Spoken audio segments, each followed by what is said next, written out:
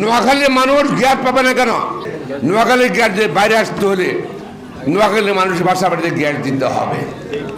পাইপলাইনের মাধ্যমে নোয়াখালীর গ্যাস সারা বাংলাদেশে যাচ্ছে, কলকারখানায় ব্যবহার হচ্ছে, বাসা বাড়িতে ব্যবহার হচ্ছে, রাজধানীতে ব্যবহার হচ্ছে, চট্টগ্রামে ব্যবহার হচ্ছে। নোয়াখালীর মানুষ গ্যাস পাবে না কেন? উনি নোয়াখালী একটা বিয়ে করুক, তাহলে নোয়াখালীর মানুষ গ্যাস পাবে, বুঝছি না? হ্যাঁ, ঠিক আছে। হ্যাঁ, ঘুরে ফিরার তো নোয়াখালী নিয়ে আসলাম। এই সুন্দর কথা আছে একটা।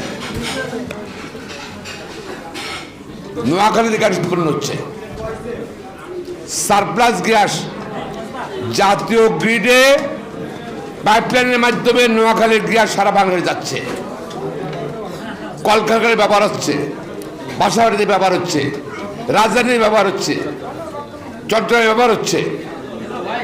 নোয়াখালীর মানুষ গ্যাস পাবে না কেন?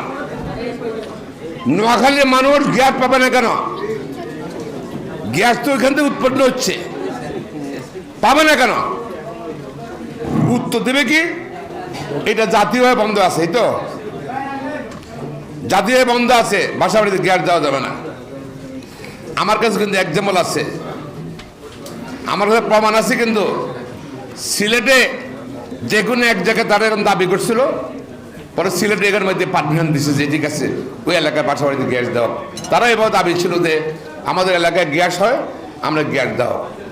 এবং আমার ওই চিঠিটা আছে, মন্ত্রণালয়ের চিঠিটা আছে, সেটা গ্যাস দেওয়া হচ্ছে। যদি সেটা যদি হয় এক্সাম্পল থেকে থাকে যদি, তবে নোয়াখালীর গ্যাস যে বাইরে আসতে হলে নোয়াখালীর মানুষের বাসা বাড়িতে গ্যাস দিতে হবে।